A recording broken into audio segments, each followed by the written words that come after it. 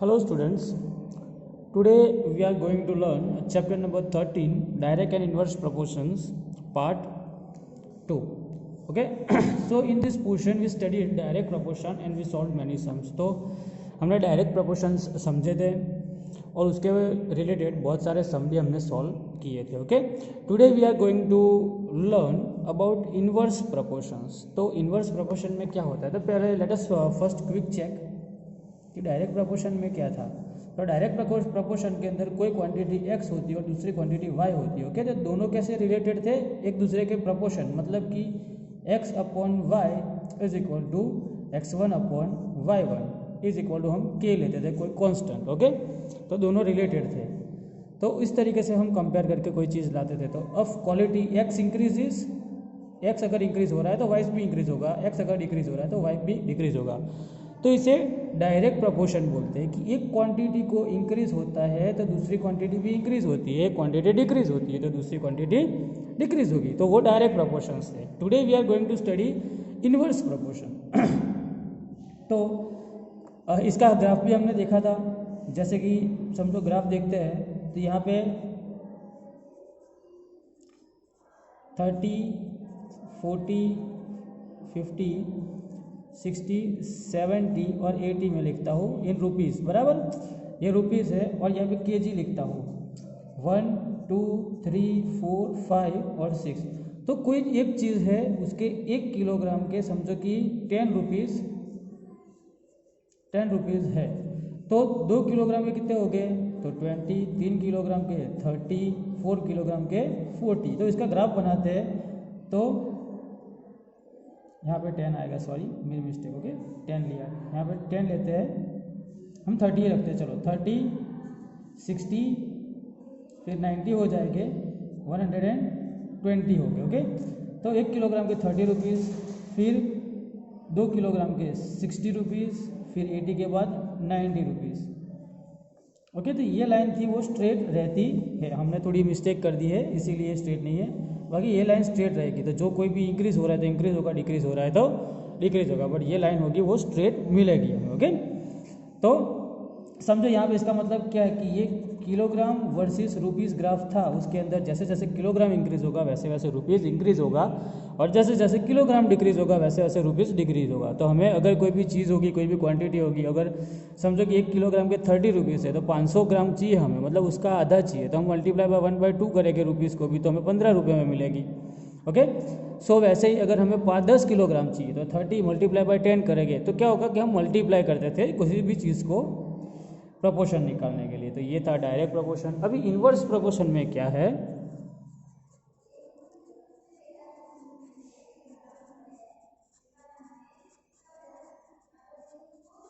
कि thing are not directly related to but indirectly inversely related. Okay, तो जैसे हम लेते थे x अपॉन वाई. ओके, तो x इंक्रीज होता था तो y डिक्रीज होता था. अभी चलो एक चीज़ हम सोचते हैं कि हाँ, आप कोई भी स्टूडेंट, ओके, आप अगर स्कूल, घर से आपके स्कूल तक का रास्ता समथिंग कुछ किलोमीटर है, x किलोमीटर समझते है, आपका रास्ता इतना है. ओके, तो आप चल के आते हो. ओके, स्पीड, आपकी स्पीड क्या होगी, तो आप बाय वॉकिंग आओगे. तो 3 किलोमीटर पर आवर, तो टाइम कितना लगेगा, समथिंग 30 मिनट्स. फिर आप रनिंग करके आओगे तो समझो डबल हो जाएगा टाइम, तो 6. बट टाइम क्या होगा, डिक्रीज हो जाएगा. स्पीड आपकी डबल होगी तो टाइम डिक्रीज होगा. Speed is equal to distance by time. Distance constant है तो स्पीड इंक्रीज होगी. तो क्या होगा, स्पीड इंक्रीज कब होगी, जब ये प्रोपोर्शनल में डिस्टेंस कांस्टेंट लेते हैं हम. ओके, तो स्पीड इज इक्वल टू, समझो कि डिस्टेंस कांस्टेंट लेते हैं 1 किलोमीटर, तो 1/t ले लेते हैं. Distance d is equal to 1 kilometre constant, बराबर. तो स्पीड जैसे जैसे इंक्रीज होगी, स्पीड इंक्रीज कब होगी, जब टाइम डिक्रीज होगा. टाइम कम होगा तो स्पीड इंक्रीज होगी. अगर डिवाइड वाला जो है, जो डिनोमिनेटर डिक्रीज होगा तो यहाँ पे इंक्रीज होगा. अगर डिनोमिनेटर इंक्रीज मतलब टाइम इंक्रीज हो रहा है तो स्पीड क्या होगी, डिक्रीज होगी. ओके, तो वैसे आप रनिंग से आओगे तो आपकी स्पीड होगी डबल, तो आपका टाइम हो गया कम. फिर बाय साइकिलिंग आओगे तो आपकी स्पीड और बढ़ जाएगी तो टाइम और कम हो जाएगा. बाय कार आते हो ओके, तो आपकी स्पीड 45 लगती है, 45 kmph, तो आप 2 मिनट में पहुंच जाओगे। तो क्या हो रहा है, देखो यहाँ पे एक क्वांटिटी इंक्रीज हो रही है, तो दूसरी ये रही, एक यहाँ पे ये स्पीड इंक्रीज होगी, ये इंक्रीज होगी, तो ये क्या होगा, डिक्रीज हो गई, ये इंक्रीज हुई तो ये डिक्रीज हुई। तो when two quantities are related to each other but inverse proportion, one increases then other decreases. Okay, one increases then other decreases. Okay, but देखो यहाँ पे हम एक चीज़ देखते हैं कि ये समझो कि ये मल्टीप्लाई बाय 2 हुआ, तो ये मल्टीप्लाई बाय 1/2 हुआ, ये मल्टीप्लाई बाय 3 हुआ, तो देखो ये जो है वो मल्टीप्लाई बाय 1/3 हुआ। तो इस तरीके से हम देख सकते हैं कि यहाँ पे मल्टीप्लाई बाय 2, तो यहाँ पे मल्टीप्लाई बाय 1/2 हो रहा है। ओके, बट एक चीज़ हम नोट कर सकते हैं कि ये अगर प्रोपोर्शन में हो, इन्वर्स प्रोपोर्शन में हो, तो इन दोनों का प्रोडक्ट मतलब कि x मल्टीप्लाई बाय y, 30 3 जार 90, 15 6 जार 90, 10 9 जार 90, 45 2 जार 90, तो x multiply by y is equal to constant रहता है, जिसे हम k बोलते थे। वहाँ पे क्या था डायरेक्ट प्रोपोर्शन में कि x by y is equal to k, तो x is equal to y k बोलते थे हम। यहाँ पे x multiply by x into y is equal to k हमें मिल रहा है, तो हम क्या लिखेंगे, x इज इक्वल टू के बाय वाई। देखो यहाँ पे हमने स्पीड लिया था, जहाँ पे डिस्टेंस कांस्टेंट था, जो भी चीज़ कांस्टेंट होती है उसे के लेते हैं डिस्टेंस। तो देखो स्पीड इंटू टाइम करेंगे, ओके, स्पीड इंटू टाइम, तो हमें क्या मिलेगा, कांस्टेंट। जो डिस्टेंस कांस्टेंट है वो चेंज होगा नहीं, तो डिस्टेंस कितना होगा 53, और ये तो क्या है, ये तो स्पीड तो मिनट में दी है, तो इसे किलोमीटर में करना पड़ेगा, तो किलोमीटर में क्या होगा मिनट आर में कन्वर्ट करना पड़ेगा, किलोमीटर पर आर में स्पीड होती है इसीलिए।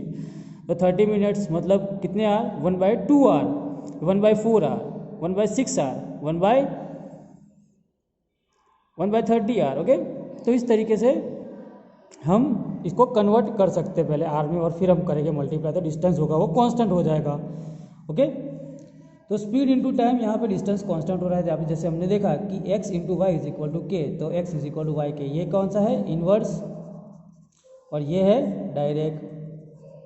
अभी सम करते हैं कि किस तरीके से रिलेटेड होता है, हम एग्जांपल देखेंगे और फिर we will solve it. Okay, so वैसे ही सेम टू सेम यहाँ पे दूसरा भी एग्जांपल दिया है कि एक यहाँ पे दी हुई है कि बुक्स को कोई स्कूल है, उनके पास समथिंग 6000 रुपीज़ है। ओके, वो 6000 रुपीज़ स्पेंड करना चाहती है बुक्स पे। ओके, पर बुक्स के सेट अगर 40 बुक्स लेते हैं, 40 रुपीज़ वाली बुक लेते हैं, ओके, 40 रुपीज़ वाली कोई बुक्स लेते हैं, तो उसके बाद उनको 150 बुक्स मिलती है। ओके, 4 15 4 जार 60, 6000 रुपीज़ हो गए। अगर 50 रुपीज़ वाली बुक लेते हैं तो वो 120 बुक्स ले सकेंगे, 12 5 जार 60, 6000 हो गए। अगर वो 60 रुपीज़ वाली बुक लेते हैं तो उन्हें सिर्फ 100 बुक्स मिलेगी, 6 10 जार 600 एंड 0 बराबर। ओके, अगर 75 वाली बुक्स लेते हैं तो उसे 80 बुक ही मिलेगी। पर देखो यहाँ पे प्रोपोर्शनल है, ओके, कि 10 इंक्रीज करते हैं तो यहाँ पे 30 डिक्रीज हो रहे हैं, यहाँ पे 10 डिक्रीज करेंगे तो यहाँ पे 20 डिक्रीज हो रहे हैं। ओके, तो यहाँ पे क्या हो रहा है, तो प्रोपोर्शन में है। तो देखो यहाँ पे मल्टीप्लाई करते हैं हम 40 इंटू 50 इंटू, तो यहाँ पे इसे x समझते हैं और इसे y समझते हैं, तो x मल्टीप्लाई बाय y करते हैं तो वो कांस्टेंट होता है 6000। ओके, वो कांस्टेंट हो रहा है 6000, जितने रुपए की हमें बुक्स चाहिए, तो ये भी प्रोपोर्शन में है। तो हम लिख सकते हैं x multiply by y is equal to x1 multiply by y1 is equal to x2 multiply by y2 is equal to x3 multiply by y3। ये हमारा रेशियो है कि हमने रेशियो लिया था, यहाँ पे मल्टीप्लिकेशन में लेंगे तो xy is equal to x1 y1 is equal to x2 y2 is equal to x3 y3, और ये होगा हमारा फॉर्मूला। जैसे पहले था ना, पहले डायरेक्ट में कौन सा था, डायरेक्ट प्रोपोर्शन में हम कौन सा फॉर्मूला लेते थे, x upon y is equal to x1 upon y1 is equal to x2 upon y2, ये फॉर्मूला लेते थे। यहाँ पे x इंटू वाई, तो क्या होगा, अगर ये फॉर्मूला हम लिखते हैं, यहाँ पे पूरा नहीं लिखते हैं, x into y is equal to x1 into y1, तो क्या होगा x upon x1 is equal to y1 upon y। Okay, ये फॉर्मूला हो जाएगा। फिर क्या होगा अगर इन दोनों को कंपेयर करते हैं, ओके, कि x1 into y1 is equal to x2 into y2, तो x1 upon x2 first quantity into second quantity is equal to y2 upon y1 second quantity into first quantity. Okay, तो ये वाला हमारा formula रहेगा। आपको सिर्फ ऐसे मल्टीप्लाई में कन्वर्ट करना है। ओके, मल्टीप्लाई के अंदर रेशियो करना है, ऊपर की नीचे क्वांटिटी का मल्टीप्लाई करना है, और फिर आपको पता है कि ये यहाँ पे y वाला है, इस साइड जाएगा तो डिवीजन में जाएगा, यहाँ पे x वाला है, x वाला वेरिएबल है, वो इस साइड जाएगा तो डिवीजन में जाएगा। ओके, इसी तरीके से आपको करना है, और इसे बोलेंगे इन्वर्स प्रोपोर्शन। ओके, इफ हम ये फॉर्मूला का यूज़ करते हैं तो हमें पता चलता है कि वो इन्वर्स प्रोपोर्शन के अंदर है। Okay, now let us do some sums. हम एग्जाम्पल नंबर 7 देखेंगे। ओके, तो एग्जाम्पल नंबर 7 देखते हैं, उसमें क्या लिखा होगा, 6 pipes are required to fill a tank. Okay, 6 pipes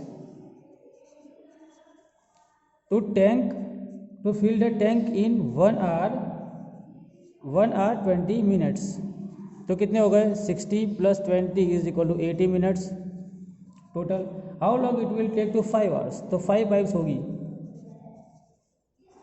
कितने आवर्स हो गए, कितना टाइम लगेगा। ओके, टाइम क्या हो रहा है, 6 पाइप थे तो टाइम इतना था, अब 5 पाइप, मतलब कि ये डिक्रीज हो रहा है तो टाइम क्या होगा, पाइप कम की हमने तो टाइम इंक्रीज हो जाएगा ना। ओके, पाइप कम की, एक इंक्रीज हुआ तो दूसरा क्वांटिटी क्या होगी, डिक्रीज होगी, सॉरी यहाँ पे 80 मिनट्स आएगा। ओके, तो हम लिखेंगे यहाँ पे number of pipe is equal to 6 time 80 number of pipe 5 time is equal to x। तो क्या था formula, x into y is equal to x into y is equal to x1 into y1। Okay, so 6 into 80 is equal to 5 into x। तो 6 into 80 by 5 is equal to x। Okay, अब 6 into 80 by 5, तो 5 1s are 5, 3 0 5 6 are 30। Okay, now 16 6 are 96। Okay, तो इस तरीके से हम solve कर सकते हैं। उसे 96 मिनट्स लगेगी। 96 मिनट्स मतलब कि 60 + 36 हो गए, तो 1 hour and 36 minute, ऐसा हम बोल सकते हैं। Okay, now example number 8। Okay, example number 8 क्या कहना चाहता है। Okay, so there are 100 students in a hostel, 100 students in a hostel, food provision for them is 20 days। तो 20 days, तो 100 स्टूडेंट का फूड प्रोविजन होता है, वो 20 डेज चलता है। How long will this provisions last for 25 more student, और 25 मोर student, तो कितने दिन चलेगा। तो जैसे स्टूडेंट इंक्रीज हो गए तो ये डेज तो कम हो गए। प्रोविजन मतलब क्या था, फूड प्रोविजन की कितना खाएंगे वो लोग। ओके, तो देयर नीड्स, तो अगर आपके घर में 5 लोग होते हो तो आपका जो महीने का आप किराना लाते हो वो समझो 1 महीना चलता है। अभी इंसान बढ़ गए, मतलब कि 10 होगा, तो क्या होगा, वो कम होगा कि कितने दिन चलेगा जो किराना आप लाते हो, जो भी प्रोविजन स्टोर जो भी होता है वो लाते हो प्रोविजन। ओके, तो यहाँ पे ऐसा सेम केस 100 स्टूडेंट्स है तो 20 डेज चलता है, तो 25 ज़्यादा बढ़ जाएगा तो क्या होगा, तो total number of student 100। Okay, x और y ले लेंगे। ओके, फूड प्रोविजन डे और स्टूडेंट, तो 100 तो कितने दिन चला, 20 डेज। नाउ 25 मोर, मतलब कि 100 + 25, तो कितने दिन चलेगा ये, तो 100 मल्टीप्लाई बाय क्या होगा, x into y is equal to x1 into y1। Okay, 100 into 20 is equal to 100 + 25 कितने हो गए, 125 इंटू y1 मतलब कि x। ओके, तो 100 मल्टीप्लाई बाई 20, ये मल्टीप्लाई में इसीलिए डिवाइड में चला जाएगा, 125। Okay, so now lesson 25 foods are and 5 5 are 5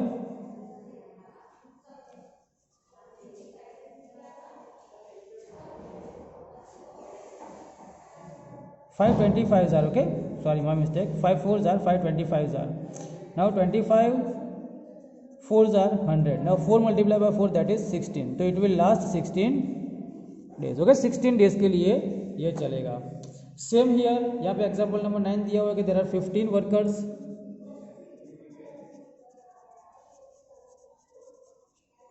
can build a wall in 48 hours.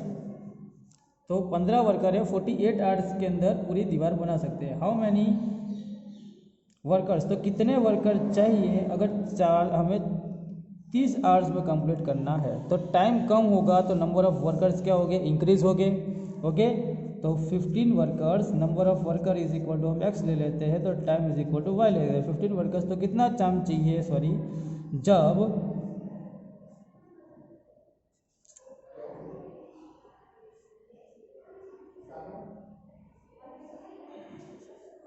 अपनी मिस्टेक हो गए, कितना टाइम चाहिए. तो 48 आवर्स होता है, वो 15 वर्कर्स लेते हैं, तो कितना टाइम चाहिए 30 आवर्स में काम करने के लिए कितना टाइम चाहिए. ओके, तो 15 multiply by 48 x into y is equal to x1 into y1 होगा, तो is equal to x into 30. तो क्या होगा यहाँ पे आंसर, तो 48 मल्टीप्लाई बाय 15 जैसे हमने लिखा divide by 30 is equal to x. Okay, 15 2 जार 2 2 जार 4 2 4 जार 8, तो 24 वर्कर्स चाहिए. ओके, इसी तरीके से आपकी जो एक्सरसाइज 13.2 दी हुई है यहाँ पे, तो you are you just need to tell whether they are in inverse proportion और नॉट. फिर यहाँ पे एक डायरेक्ट दिया हुआ है कि टेलीविजन शो प्राइजेस मनी इतना डिवाइडेड है, तो 2 के अंदर इतना, 4 के अंदर कितना डिवाइड होगा, ये प्रोपोर्शन ढूंढना है आपको. फिर नंबर ऑफ स्पोक्स के बारे में, कितना एंगल होगा, डिक्रीज होगा. Okay, number of spoke increase हो गए तो नंबर ऑफ एंगल डिक्रीज होगा. Okay, so it is very easy. फिर यहाँ पे भी वही सेम टू सेम चीज़ें दी हुई है कि इनवर्स प्रोपोर्शन के अंदर क्या होगा क्या नहीं होगा. So I will send you PDF. Okay, I will send you PDF and you can know कि किस तरीके से दूसरे सम सॉल्व करने. If you are having any doubt and you can tell me and you can ask me. You have my number. Till then bye bye, take care.